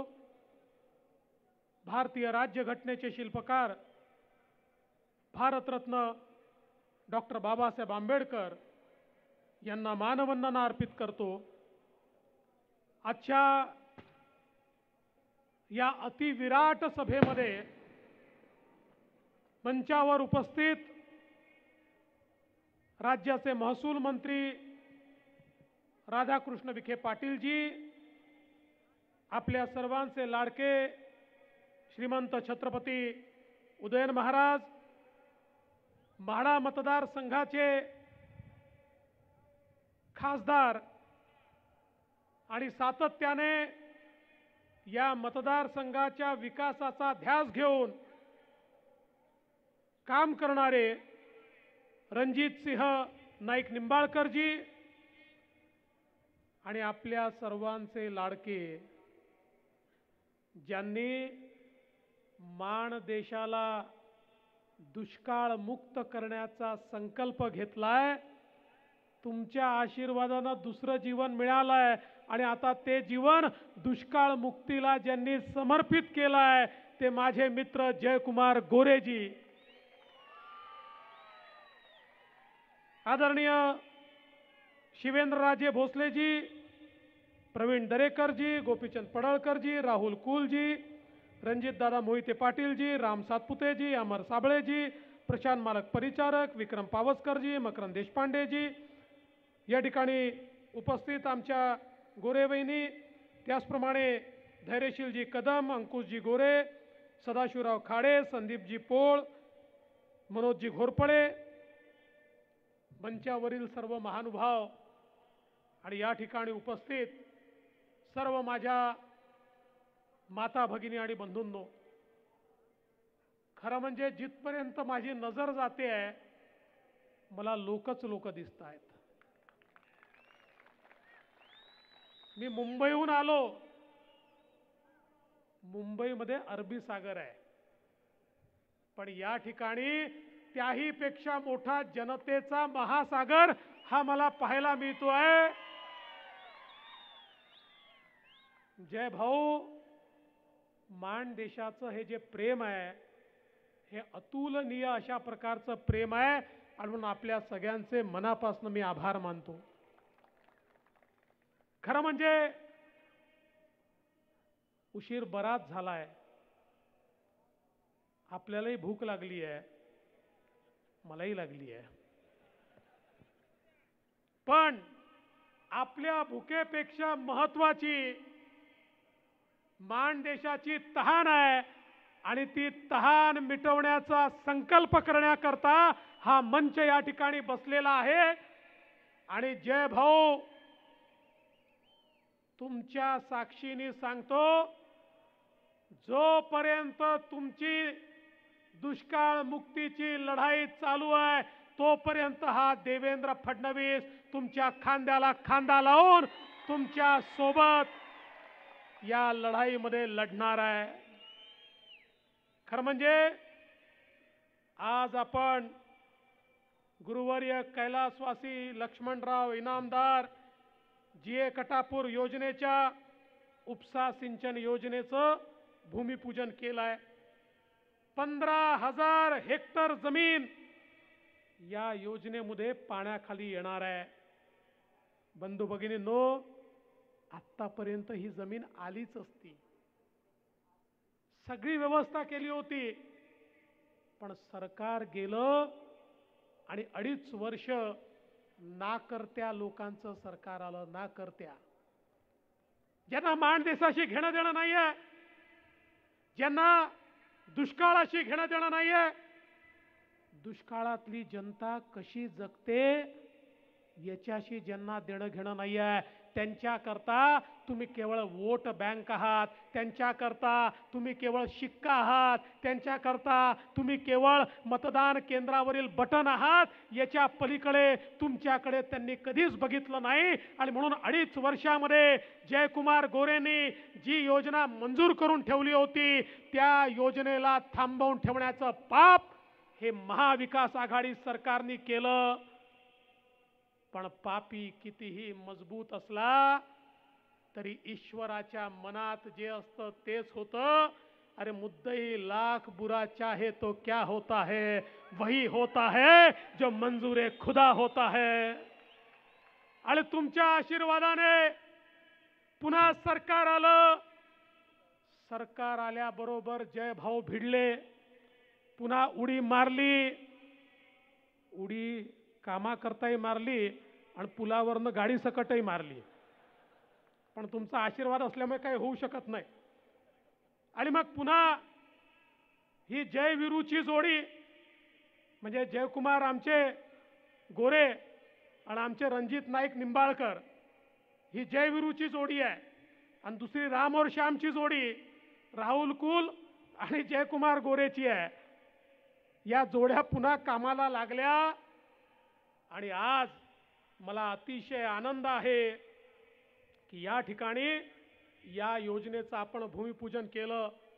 जय भाऊ, त्या भाषणामध्ये तुम्ही असं म्हणाला होतात, कारण तुम्हाला वाटलं आपलंच सरकार येणार आहे, की जोपर्यंत पाणी येत नाही तोपर्यंत मी निवडणुकीला उभं राहणार नाही. पण तुमच्याच वतीनं सांगतो, 2.5 वर्ष गेले, आता पाणी येणार आहे, पण ते डिसेंबर 2024 मध्ये येणार आहे आणि निवडणूक ऑक्टोबर 2024 मध्ये येणार आहे. त्यामुळे असं करू नका, पाणी नक्की येणार आहे.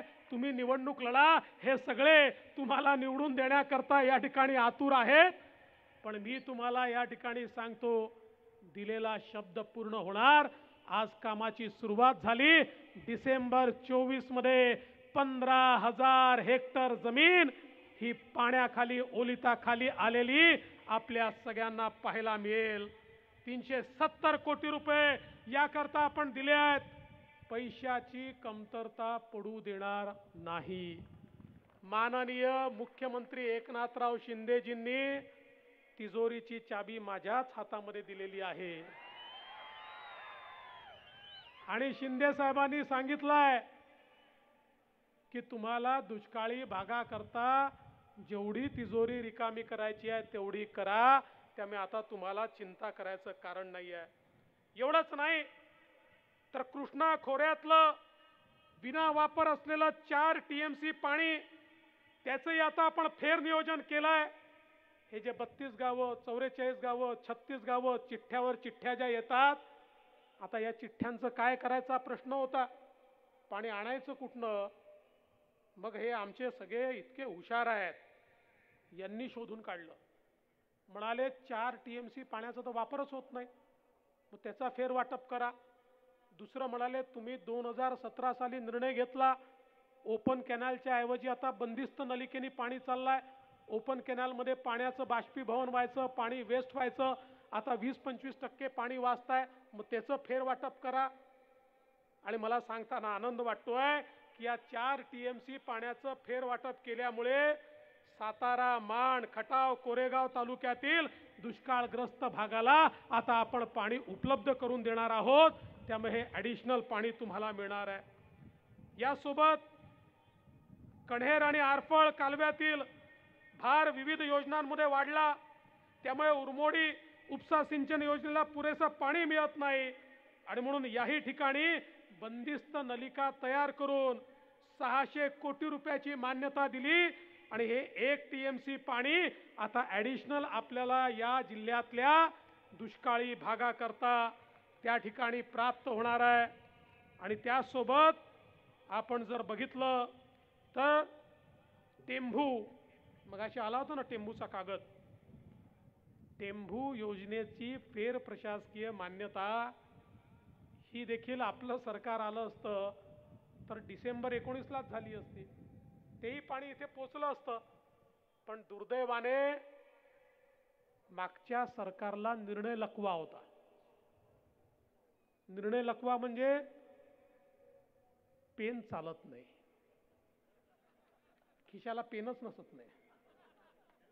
आणि त्यामुळे त्यांनी फेर प्रशासकीय मान्यताच दिली. तुम्हाला आश्चर्य वाटेल, 6 महिन्यामध्ये 29 फेर प्रशासकीय मान्यता आम्ही दिल्या. 8 लाख हेक्टर सिंचन क्षमता निर्णारे प्रकल्प केवळ 6 महिन्यात आम्ही मंजूर केले. आणि आता सिंचनाचं खातं देखील माझ्याचकडे दिलेलं आहे. त्यामुळे चिंता करण्याचं कारण नाही आहे. तुम्ही पुढचा कॅबिनेट म्हटली, जय भाऊ गाडी आपली फास्ट आहे, पण जास्त फास्ट चालवली तर ॲक्सिडेंट होतो. आणि जनतेला जर आपल्याला आश्वासन द्यायचं असेल तर ते खरंच आश्वासन दिलं पाहिजे. म्हणून आपल्याला सांगतो, पुढची कॅबिनेट नाही पण 1 महिन्याच्या आत टेंभू उपसा सिंचन योजनेला 2000 कोटी रुपयाची मान्यता त्या ठिकाणी आम्ही देऊ. आणि 8 TMC पाणी हे 41,000 हेक्टर क्षेत्राला त्या ठिकाणी मिळेल. कराड, माण, खटाव, कवठे महाकाळ, सांगोला, आटपाडी, सातारा आणि सांगली जिल्ह्यातल्या या सगळ्या दुष्काळी भागाला दुष्काळ मुक्त करण्याचं काम गोपीचंद पडळकरजी सांगली जिल्ह्यात येतो आहे, काळजी करू नका. त्यामुळे याचंही काम 1 महिन्यात प्रशासकीय मान्यता देऊ आणि त्याच्यानंतर तात्काळ त्याचं टेंडर काढू. मग टेंडर करता जेवढा वेळ लागेल तेवढाच वेळ त्याचं काम देखील आपण या ठिकाणी निश्चितपणे पूर्ण करू. यासोबत आज आपण निर्णय घेतला वेगवेगळ्या प्रकल्पांच्या संदर्भात. मग लावंगर उपसा सिंचन योजना असेल की त्याच्याही सर्वेक्षणाचं काम आपण हातामध्ये घेतलं. आणि मला विश्वास आहे मी अनेक पुस्तकं वाचली आहेत माणदेशाच्या दुष्काळावर, अनेक पुस्तकं आहेत, कथा आहेत, कादंबऱ्या आहेत. इथलं एक विदीर्ण चित्र आपल्याला त्यात पाहायला मिळतं. पण मी विश्वासानं सांगतो 5 वर्षानंतर माणदेशाच्या दुष्काळावर कोणीही कादंबरी लिहिणार नाही.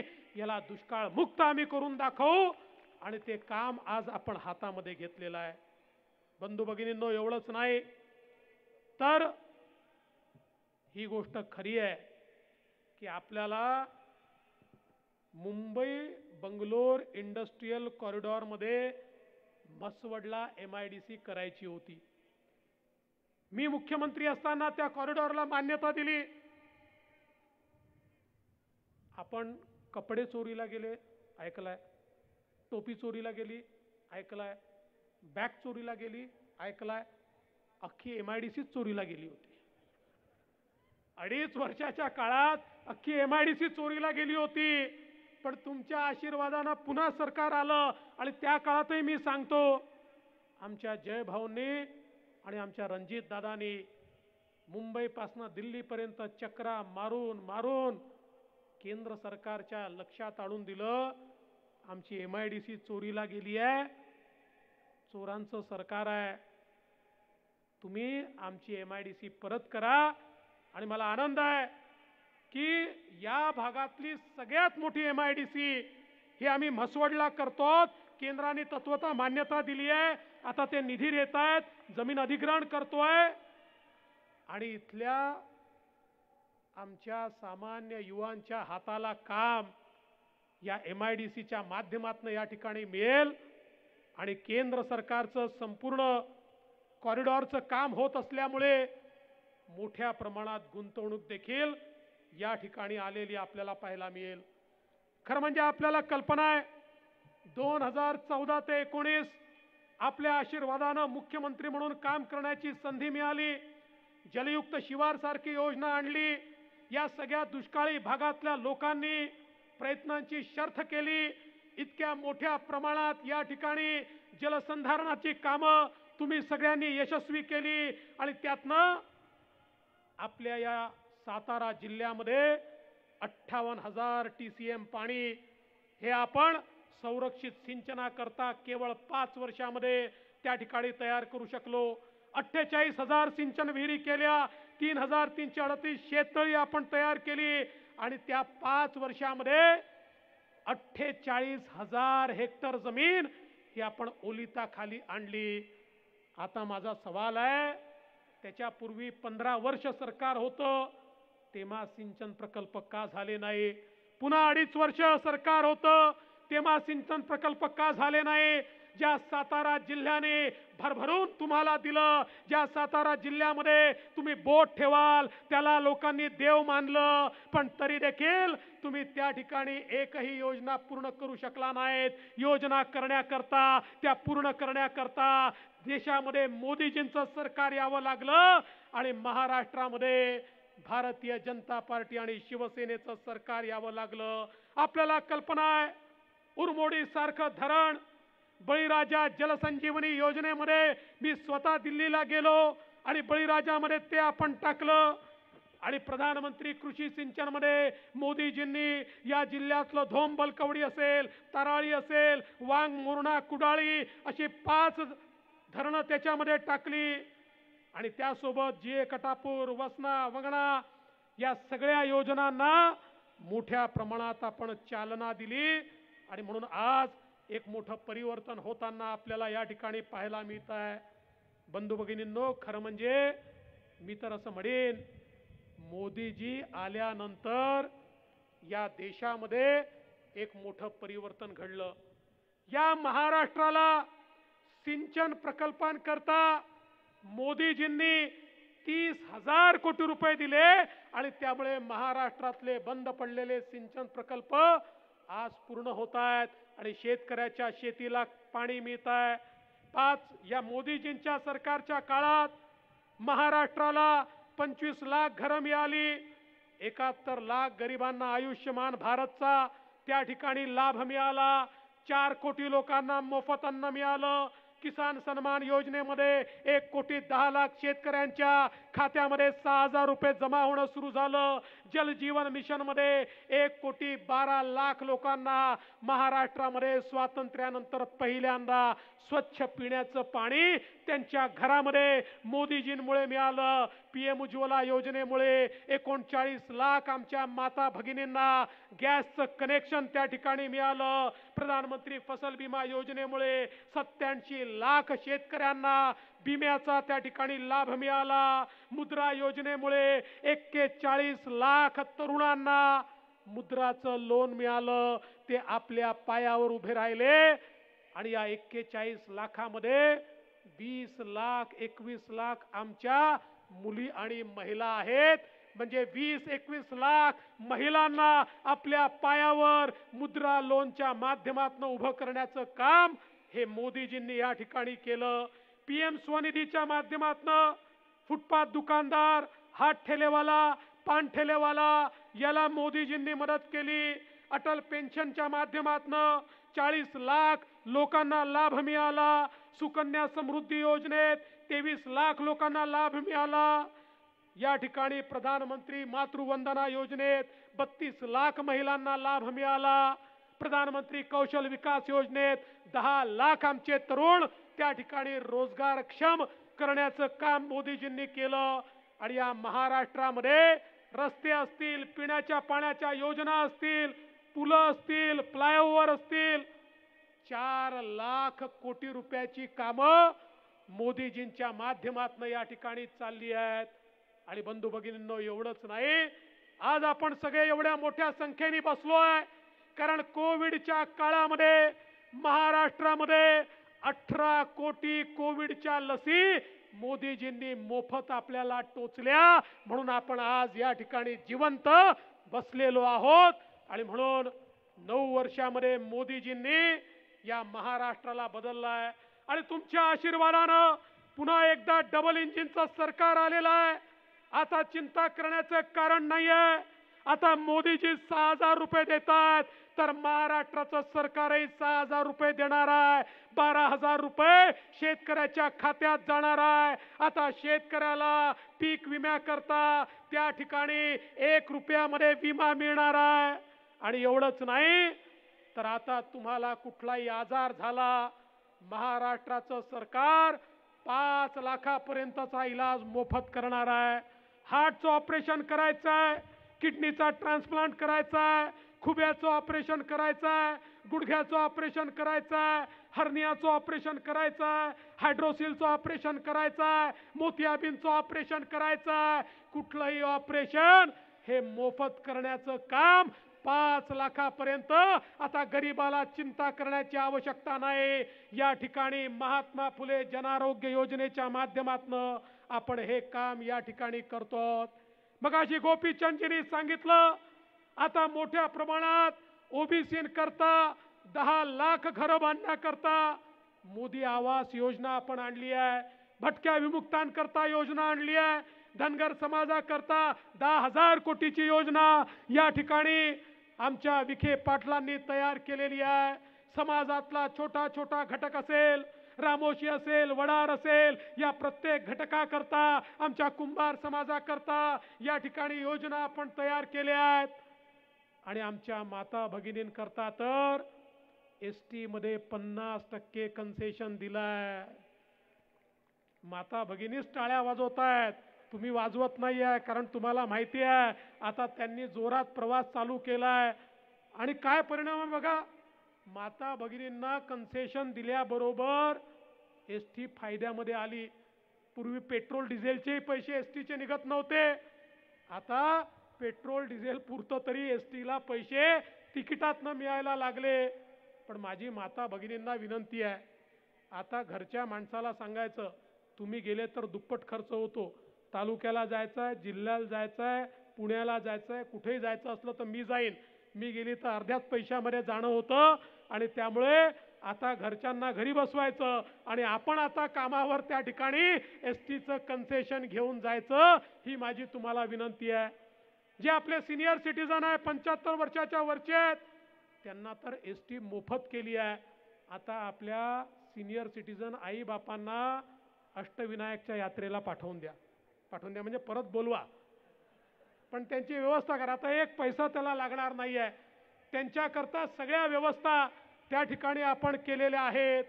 आणि एवढंच नाही तर आता घरामध्ये मुलीचा जन्म झाला तर ते घर मुलीचा जन्म साजरा करणारं असलं पाहिजे. मुलगी म्हणजे लक्ष्मी आहे. ज्या घरात लक्ष्मी आली ते घर लखपती झालं पाहिजे.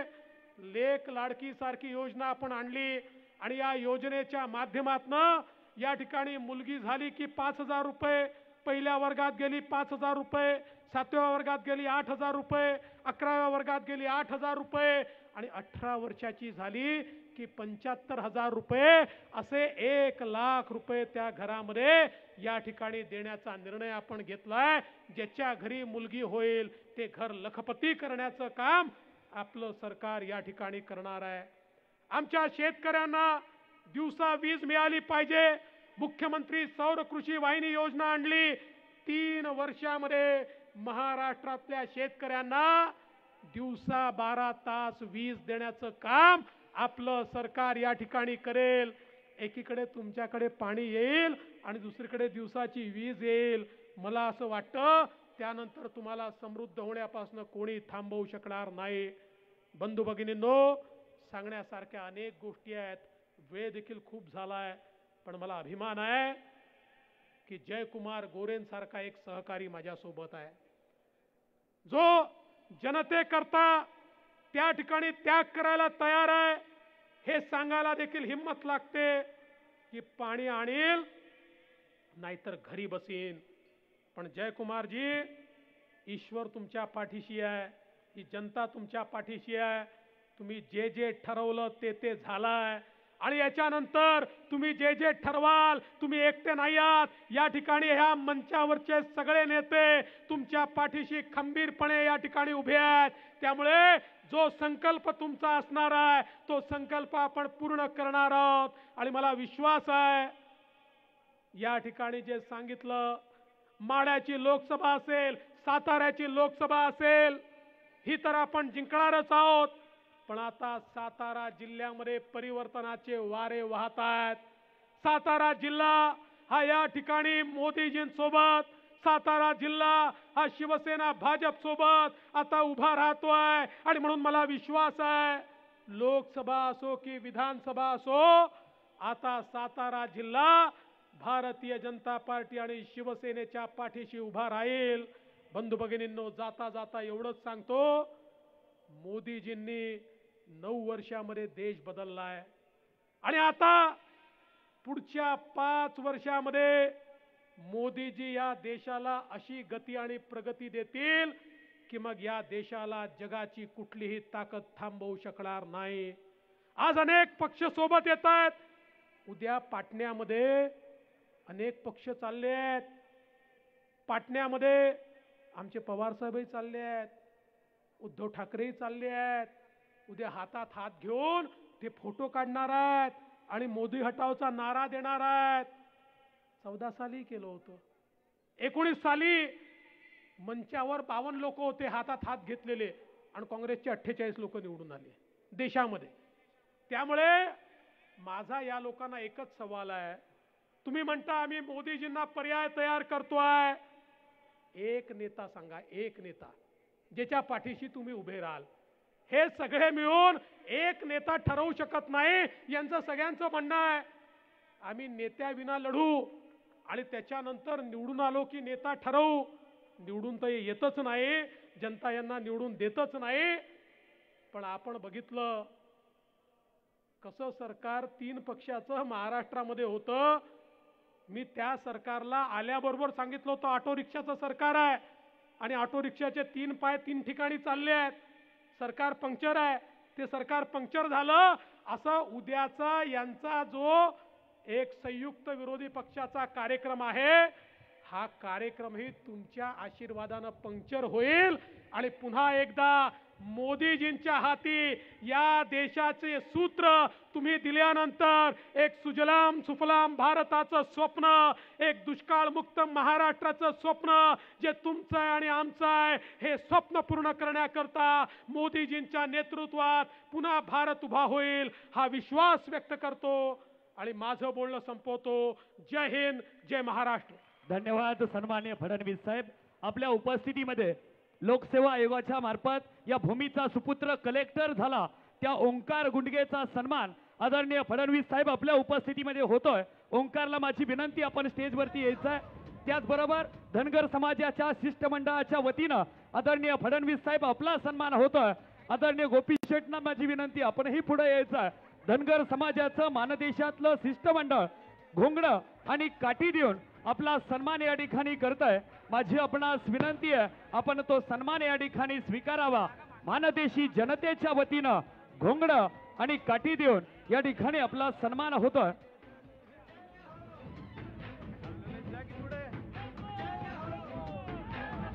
एलकोट एलकोट. धन्यवाद. यानंतर लोकसेवा आयोगाच्या मार्फत या भूमीचा सुपुत्र कलेक्टर झाला त्या ओंकार गुंडगेचा सन्मान आदरणीय फडणवीस साहेबांच्या उपस्थितीमध्ये या ठिकाणी होतोय. माझी आपणास विनंती आहे, आपण तो सन्मान या ठिकाणी स्वीकारावा अशी आपणास विनंती आहे.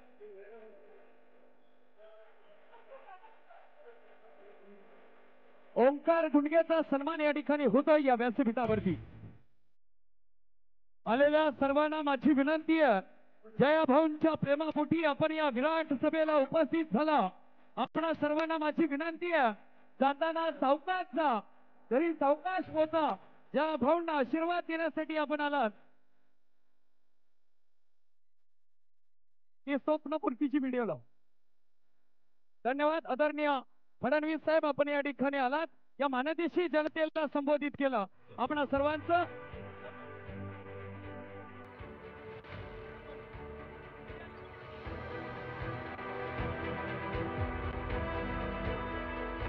ओल्या मातीच्या सुगंधानं दरवळणारा क्षण, मैलोन मैल पसरलेलं विस्तीर्ण माळरान आणि माथ्यावर चिकटलेला कायम दुष्काळी भागाचा शिक्का. माण आणि खटाव तालुक्यातल्या बहुतांश गावांची ही ओळख स्वातंत्र्य प्राप्तीनंतर अनेक दशकं कायम राहिली. वर्षानुवर्षे इथल्या दुष्काळी भागानं पाहिले ते फक्त कोरडी आश्वासनं देणारे नेते. पण आज मात्र हा भाग प्रथमच पाहतोय स्वप्नपूर्तीचा सोहळा. थेट शिवारात पाण्याचा खळखळाट इथल्या शेतकऱ्यांना आणि पाण्यासाठी भटकंती करून थकलेल्या बाया बापड्यांना ऐकू येणार आहे. तो जलनायक जयकुमार गोरे यांच्या अविश्रांत परिश्रमामुळे आणि विकासपुरुष देवेंद्रजी फडणवीस साहेबांनी या प्रयत्नांना दिलेल्या ताकदीमुळे. जरी मी निवडून आलो तरी सुद्धा साहेब, जर 2 वर्षात या लोकांच्या शेतापर्यंत पाणी पोहोचलं नाही तर हा जयकुमार गोरे विधानसभेत सदस्य म्हणून राहणार नाही. हा शब्द मी माझ्या जनतेला दिलाय, या 32 गावांचा शेतकरी बांधवाला दिलाय. पाणी आणल्याशिवाय मतं मागायला येणार नाही अशी भीष्म प्रतिज्ञा करून जयाभाऊ कामाला लागले आणि अगणित अडचणींवर मात करत सुरुवातीला उरमोडी तारळीचं पाणी आणून माण खटावचा दुष्काळी कलंक पुसला.